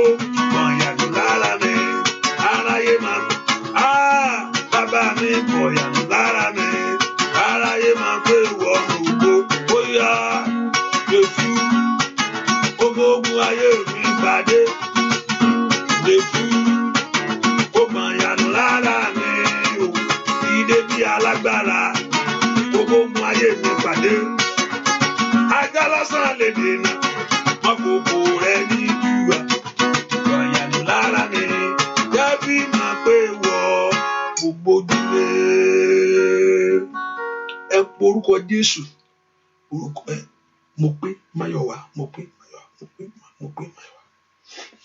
Mo pé Máyọ̀wá. Máyọ̀wá. Mo pé àti Máyọ̀wá. Lórúkọ Jésù. Kẹ́rà àánú Ọlọ́run gbà.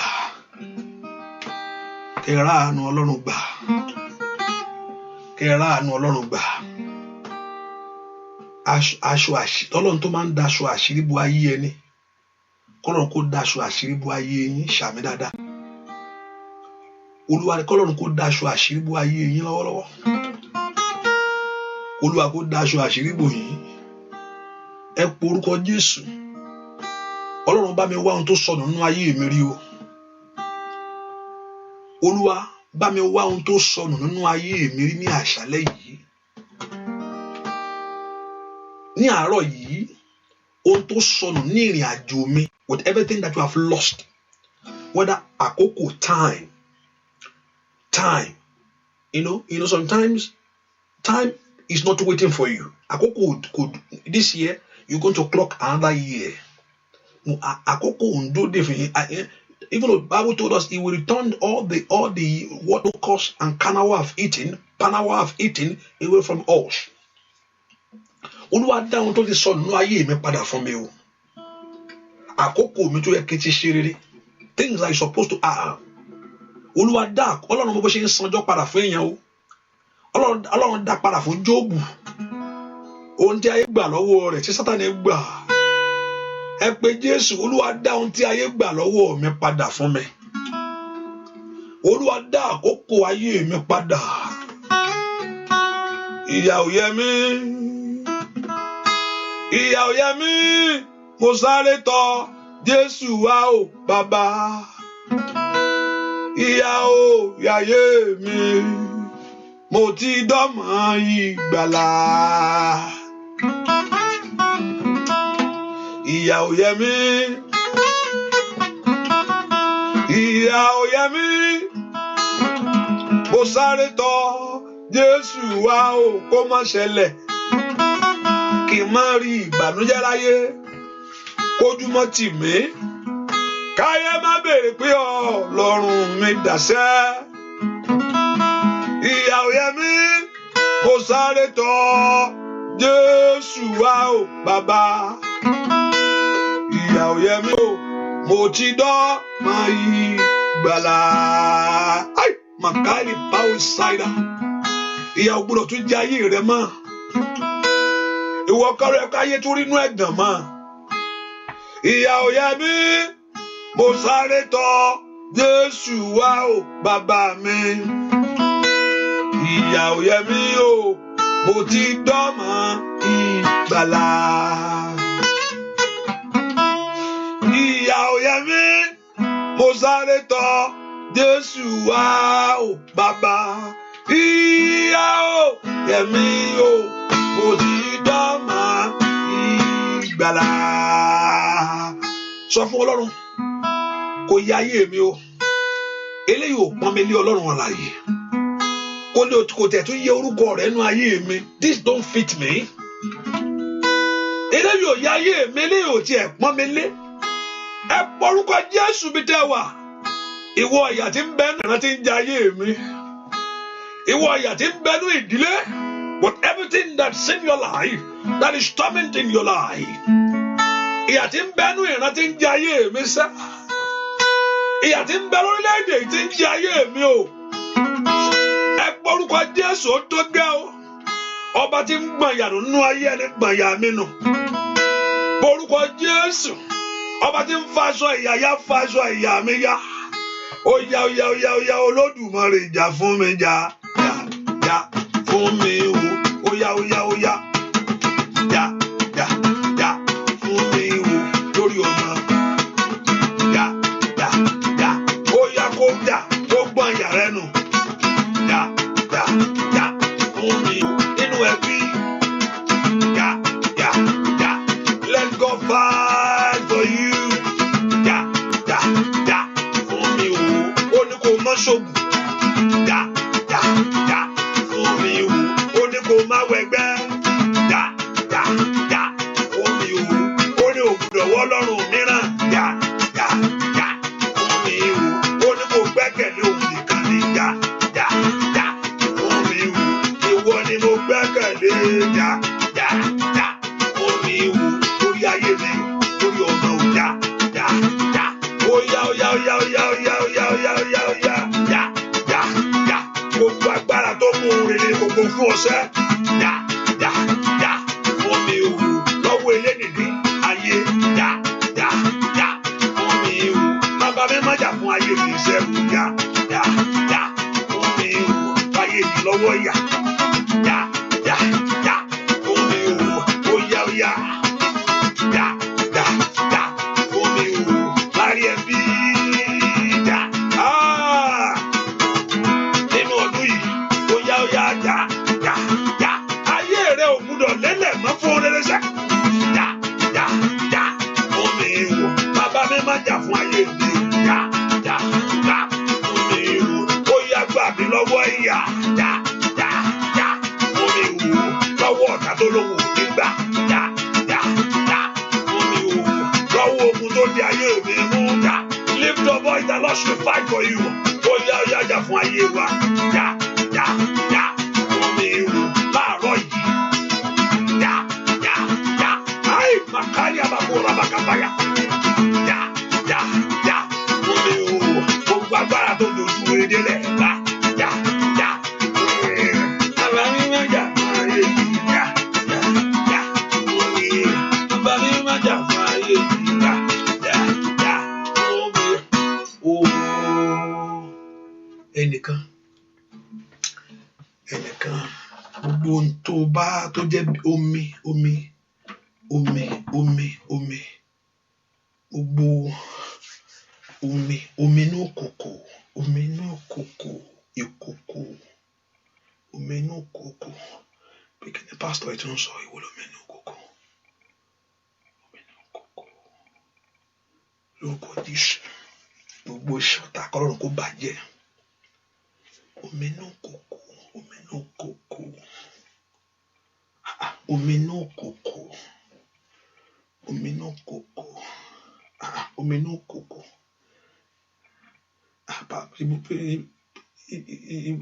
ìwé pásítọ̀ máa ń gbàdúrà sómi ẹ̀bẹ̀ nìyẹn omi inú kòkò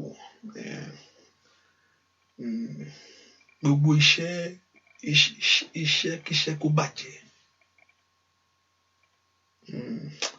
omi inú kòkò omi inú kòkò omi inú kòkò omi inú kòkò omi tí mo ṣáà ń dárúkọ omi mo ń dárúkọ omi àbí omi inú kòkò gbogbo ibi tí èèyàn bá lọ sọ pé wọ́n máa ń gbé omi kalẹ̀ ńbẹ̀ ni omi inú wọ́n máa ń gbé omi ńlẹ̀ ni and special omi lómi yìí àpé omi ní kíní yẹn lọ́ máa ń lò ńbẹ̀ àṣẹ pásítọ̀ church mò ń sọ mi sọ church omi olọbẹ omi ni ibi omi ni lórúkọ Jésù kọ́lọ́run kó tú ọ ní ìdè kí Ọlọ́run kó já ìdè rẹ the Lord should deliver you ọ̀pọ̀lọpọ̀ ń lo mi church wọ́n sì ń lo mi ń bò mí oṣù omi tí mò ń wò yìí omi inú kòkò hallelujah the Lord Jehovah God set your life free kí Ọlọ́run kó tú ayé rẹ sílẹ̀ kí Ọlọ́run kó tú ayé rẹ sílẹ̀ let God deliver you wọ́n ní kí Ọlọ́run kó wò ayé rẹ sàn kó bọ́ lọ́wọ́ ogun tí ń jà ọ́ I pray the Lord Jehovah God set your life free kó Olúwa kó tú ayé yín sílẹ̀ ẹ pé orúkọ Jésù Olúwa tú mi sílẹ̀ lọ́wọ́ ìdè tí ayé fi de ògo mi tí òjò jáde lọ́wọ́ ìdè tí ayé fi de ayé mi lọ́wọ́ ìdè tí ò fẹ́ kí n rí àánú èèyàn gbà láyé Lord set my life free téèyàn bá ti bọ́ lọ́wọ́ ogun ọ̀nà ńlá Olúwa tú mi sílẹ̀ màkàlì àbàkú ṣàtàlì ìbùkún parabada máa ṣorí ọ̀fẹ́ báyìí Olúwa tú mi sílẹ̀ orúkọ Jésù dáadáa Olúwa tú mi sílẹ̀ Olúwa tú mi sílẹ̀ Olúwa tú mi sílẹ̀ ai makali abasaida Olúwa tú mi sílẹ̀ Olúwa tú mi sílẹ̀ Olúwa tú mi sílẹ̀ Olúwa tú mi sílẹ̀ ní orúkọ Jésù kí Ọlọ́run kó tú ọ sílẹ̀ Olúwa gbà mí ask the Lord to set your life free mo fẹ́ bọ́ mo fẹ́ ṣe rere I want to prosper in this year I want to move forward in this year I want the blessing of overflow in this year I want something great in this year. I want progress in this year. I want fulfillment in this year. I want a turnaround in this year. I want the blessing of you in this year. I want my children to move forward in this year. I want something great to come to me in this year. I want a change in my life. I want a turnaround. I want the blessing of you. I want to see the glory of you. Mo fẹ́ rí ògo rẹ. Mo fẹ́ rí ògo rẹ. Mo fẹ́ rí ẹwà rẹ. Mo kí ogun ìdádúró kó ṣẹ. Mo kí ogun ìdènà kó wọlẹ̀. Mo kí ogun gbèsè kó wọlẹ̀. Mo fẹ́ rí ọ̀nà àbáyọ. I want to see the glory of God. I want to see the power of God. I want to move forward. I want to go higher. In the name of Jesus. Somebody lift a voice to pray. Ask the Lord Jehovah God to do great things in your life this hour. Pray to God who has said, Yanu ayé mi. Nínú ọdún ìkẹgbẹ́ orin lé mi lọ́wọ́. Ẹ jẹ́ n ṣe rere. Ẹ jẹ́ n ṣe rere. Gbàdúrà lórúkọ Jésù Kristi. Olúwa wa, ìwọ tó ti ṣe àkíní ó yá ṣe àbáṣe ọ̀fẹ́ nísìn. Ó yá ṣe à. Ìjẹ́ ẹnikẹ́ni mọ ohun tó bá wá sínú àdúrà yìí? Can you say yes? Ìjẹ́ mẹ́ntẹ́ ohun tẹ́ bá wá sínú àdúrà yìí? Kí lẹ fẹ́ kó ṣẹlẹ̀ nínú àdúrà yìí fún yín? What do you want God to do for you while you are here this morning? Kí lẹ fẹ́ kí Ọlọ́run kó ṣe fún yín láàárọ̀ yìí? Ìjẹ́ mọ ohun tẹ́ fi wá láàárọ̀ yìí pé mo ń wọ́kọ ni, mo ń wọ́mọ ni. Ǹjẹ́ ó ní nǹkan kan tẹ́ fi wá sínú àdúrà láàárọ̀ yìí?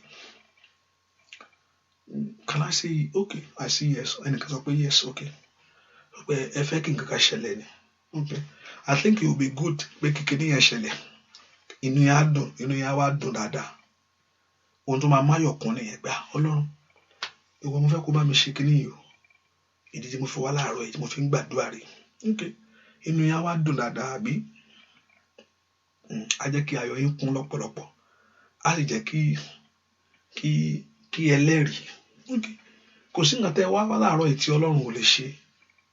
Mo ní ìgbàgbọ́ bẹ́ẹ̀ pé kò sí nǹkan tẹ́ wá láàárọ̀ yìí tí Ọlọ́run mi yóò lè ṣe. Ọlọ́run lè ṣe, ó lágbára lórí ẹ̀. Ọlọ́run ní agbára lórí ohun tẹ́ wá láàárọ̀ yìí. Ṣé pé Ọlọ́run lè ṣe? Bẹ́ẹ̀ ó lè ṣe. Ó máa ṣe. Torí pé òun ló ní ká ké pé òun á dá wa lóhùn.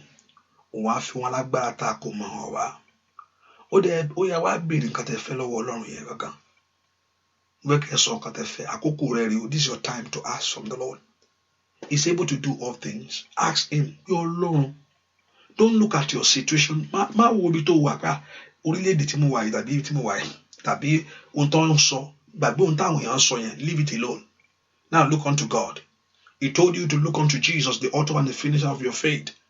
So don't look at what people are saying. Look unto God now. Wo Ọlọ́run báyìí fún. Ẹ̀yin áńgẹ́lì Ọlọ́run kí lẹ̀ ń ṣe o? Àkókò ti tó. Ó ní ẹni tí ń béèrè ní máa rí gbà o. Oh, thank you, my Father. Oh, yes.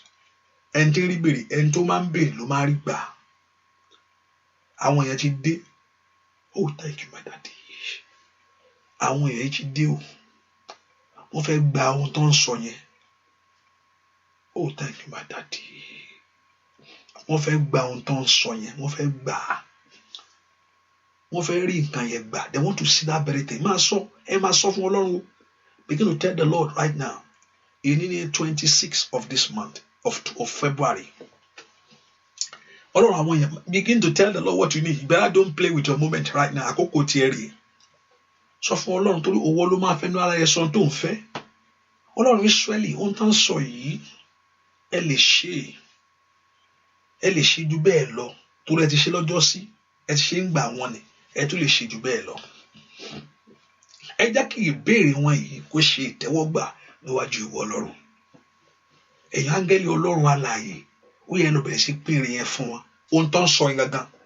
Ohun tí àwọn èèyàn ń sọ jáde lẹ́nu wọn gangan. Ẹ fún wọn. Ohun tẹ́ ń sọ kó Olúwa kó fún yín. Máa sọ mo ní mo ń sọ. Begin to say what you need. Begin to tell the Lord what you need. Ẹnu yẹn lè fi ń sọ̀rọ̀. Ó ní ẹ béèrè ẹ ó rí gbà. Ọlọ́run ohun tí àwọn èèyàn yìí sọ ẹ̀yin ogun ọ̀run ẹ mọ́lé wọn lọ́wọ́. Give to them, O God. It is their time. It is their turn to receive it. Àkókò wọn láti gbàrí. Àkókò wọn láti rí gbàrí. Ní orúkọ Jésù ilẹ̀kùn yẹn kó ṣí níwájú yín. I pray let those doors open before you. kílẹ̀kùn àṣeyọrí yẹn má ṣe tì mọ́ o lórúkọ Jésù kó oríire gbà ohun tí ayé ti kọ tó ti parí nítorí ọ̀rọ̀ rẹ k'Olúwa kó yí padà k'Olúwa kó wá sọ di ire fún ẹ ibi tó sọ pé kò sí ọ̀nà mọ́ ọ̀nà kó là o ibi tó sọ pé ò lè rí ṣe ní orúkọ Jésù kó rí ṣe o ní orúkọ Jésù kí èní tó tán ó yá gbọ́ ìròyìn ayọ̀ tó lágbára mo ní kí èní yìí kó tó pín ilé èní tó ṣú ó yá gbọ́ ìròyìn ayọ̀ ńlá mo ní kí ilé èní tó ṣú ó yá gbọ́ ìròyìn ayọ̀ ńlá hear the good news nínú oṣù yìí kí Ọlọ́run kó bá ayé rẹ pàdé ojú ò ní tì ọ́ lórí ọmọ ẹ̀gàn ò ní jẹ́ tiẹ̀ gbogbo ẹni tó ń béèrè fún kójú kó tì wọ́n gbogbo ẹni tó ń béèrè fún ìṣubú ayé rẹ kójú kó tì wọ́n k'Ọlọ́run kó gbé ọ̀nà ró kó dìde kí ayé yín kó kò ní ìrà kòrò ọ̀nà àbáyọ kó là alágbára tọ́lọ́run ò ní gbà èèyàn kà tọ́lọ́run ò ní fún láyé mo ní k'Ọlọ́run kó dojú tì wọ́n ní orúkọ Jésù k'Ọlọ́run kó dèdè wọn rú ní gbogbo àwọn tó fọwọ́sowọ́pọ̀ nítorí ọ̀rọ̀ rẹ sẹ́ Ọlọ́run kó dèdè wọn rú kán mú ẹ̀jẹ̀ ara wọn kán jẹra ara wọn kán ṣera wọn ọ̀tá rẹ kó ṣera rẹ̀ lórúkọ Jésù kí ìwọ bọ́ lọ́wọ́ ogun yìí ó yẹ ráàánú gbà ó ti wá tọ̀ Ọlọ́run wá láàárọ̀ yìí o because you are here before the Lord for your breakthrough receive it because you believe God for it ó yá ẹ ráàánú gbà ẹ lọ ṣe rere ẹ lọ rí ọ̀fẹ́ yìí gbà Ọlọ́run lẹ bá sọ̀rọ̀ Ọlọ́run ọ̀run lẹ ké pè lórúkọ Jésù kó dá yín lóhùn ẹbí àyè ńlá kó fún yín ṣe bóun ló fẹ́ fúnyàn níre òun ló fẹ́ fúnyàn níre ó yẹ rí àánú gbà ẹ rí rí ayé yín gbà ẹ rí ògo ayé yín gbà ẹ rí àánú gbà ẹ rí àánú gbà Ọlọ́run Ísírẹ́lì bá mi dá wọn lóhùn Ọlọ́run Ísírẹ́lì bá mi yọjú sí wọn Ọlọ́run Ísírẹ́lì bá mi ṣe tiwọn láṣẹ pé Ọlọ́run Ísírẹ́lì bá ń lànà àbáyọ ńlá mo ní kẹsàn lọ́wọ́ ogun ìran yẹn kó sàn lọ́wọ́ ogun owó ìran yẹn kó sàn lọ́wọ́ àìsàn yẹn kó sàn inú rẹ kó dùn ayọ̀ rẹ kó kún ò ní banújẹ́ mọ́ ò ní banújẹ́ mọ́ no more sorrow no more disappointment mo ní kí inú rẹ kó dùn kí ayọ̀ rẹ kó kún let joy of the Lord fill your heart let there be a great change in your life go in this God's blessing and return back with a great testimony ẹ lọ ṣe rere o ẹ lọ rí àánú gbà ẹ lọ rí ọ̀nà àbáyọ ẹ lọ ṣe rere o ẹ lọ rí àánú gbà ẹ lọ rí ọ̀nà àbáyọ ò ní ṣubú ní orúkọ Jésù ìkọ́ ò ní kọ́ ẹ lẹ́sẹ̀ ìkọ́ ò ní kọ́ ọ lẹ́sẹ̀ ò ní bọ́ pápẹ́ ọ̀tá gbogbo okùn tí ọ̀tá dẹ kò ní mú ọmọ rẹ ò ní sorí burúkú lórúkọ Jésù orí rẹ ò ní dàrú gbọ́ ní kàlíàbà ṣìdákàrà bẹ̀rù sẹ́kẹ̀tẹ̀kẹ̀tẹ̀kẹ̀tẹ̀ boroseke pranda kaparua le frando ko frando kapa ẹnikẹ́ni tó bá pe tiẹ̀ ń bi lónìí mo ní kó rí gbé ní orúkọ Jésù ẹni tí ń lépa ayé rẹ ní orúkọ Jésù mo ní kí Ọlọ́run kó yọjú sí ìyanu kó ṣẹlẹ̀ ẹ rí ìyanu gbà receive the God's blessing receive the God's glory o ti wá sínú àdúrà yìí láàárọ̀ yìí ẹ ti wá sínú àdúrà ilé láàárọ̀ yìí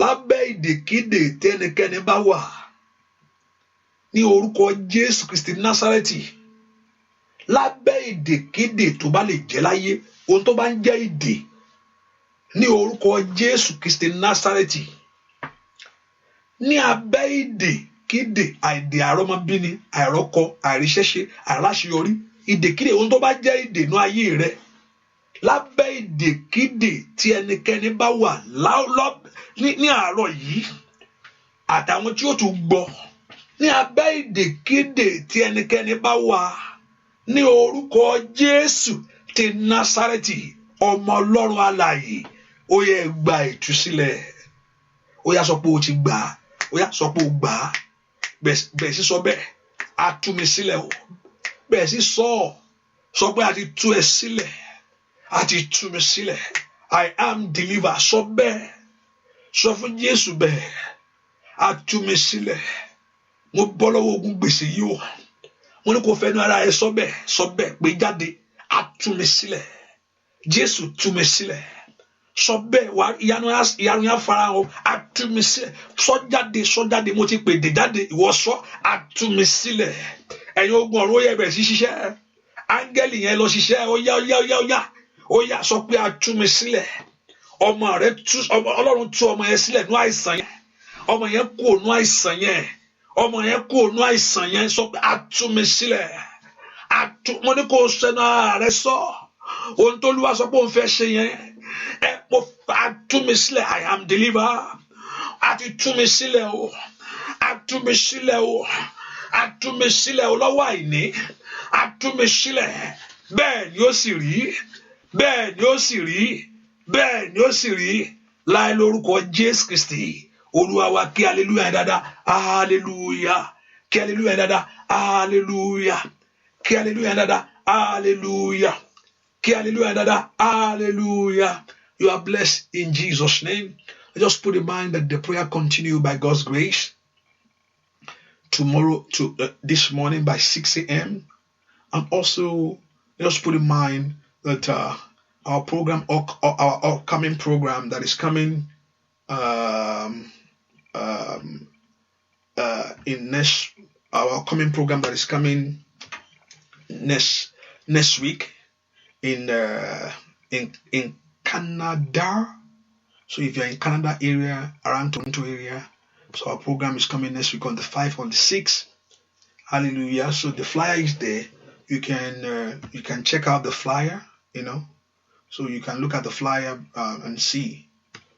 And also if you are in Nigeria, also you can still be part of the group. You can text your number and your name on 240-593-2570 so I can add you to the list of the member. I think it's good to have this member in this state, and also if you're in New Jersey, if you're in Chicago, every other state, we can have this group, and by God's grace, so when we plan, we're able to put things in place. So if the program ahead of us, then now the Canada and Nigeria, I believe Nigeria, hallelujah, praise the Lord.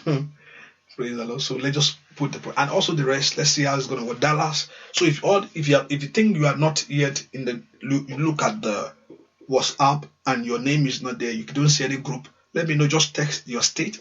I can just leave it there and let's see how God is going to. And also by God's grace, we plan and we know God is going to do something great in our life in Jesus' name. So as we put all these things to plan, because we need to plan. And I know that Lord Jehovah God, we do great things in your life. And also I've been saying that we need to go, we pray every time, but also, we just add a little fasting to it by God's grace. And I know that Lord will do great things for us. And also you can be a blessing by supporting the work of God. You can go on our website to be a blessing to things of God. I know that Lord Jehovah God will do great things in your life in Jesus' name. And also if you have a testimony, also, you can share your testimony. You can text your testimony, or you can share it. And also, if I say send your prayer point, I know it's okay. Hallelujah. The one day I'm going to treat that on one day that I say send your prayer point, and we're going to pray together on it. Hallelujah. And I know that Lord Jehovah God will do something great in your life. Receive your promotion in Jesus' name. Receive your promotion. Let God promote you. Let God promote you. Double promotion. Double promotion. Double promotion. Let God promote you. Double promotion. Receive it in Jesus' name. I cover that water in the blood of Jesus Christ. Gbogbo omi kómi tó ti gbèrú, èyí tó fi wù ẹ̀rí, èyí tó lòdì sí omi ìtura. Lórúkọ Jésù kómi náà kó parẹ́ o. Gbogbo omi kómi, èyí tó yàtọ̀ sí omi ìtura. Kí agbára omi náà kó parẹ́ lónìí, kó gba ìtúsílẹ̀. Bẹ́ẹ̀ ni ó sì rí. Jésù Olúwa wa. Àmín. Àmín lórúkọ Jésù. God bless you. Thank you for coming. God bless you. Thank you for coming. See you in the morning. Orí ọ̀fẹ́ Jésù Olúwa, ìfẹ́ mọ́ ti Ọlọ́run, ìdàpọ̀ tẹ̀mọ́, kó bá wa gbé. Kára àánú gbà. Jésù Olúwa wa. Àmín. Àmín lórúkọ Jésù. God bless you. Thank you for coming. Bye bye. Thank you. Bye bye.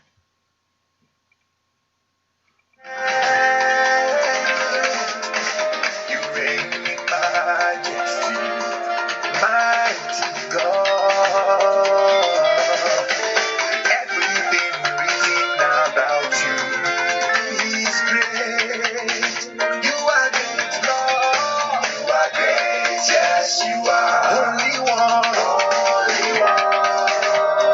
Only Lord, you walk upon the sea. Praise the God. You reign in majesty, mighty God. Mighty God. Everything written about you is great. Oya Ìṣàmà wípé you are great. Ọba Tura.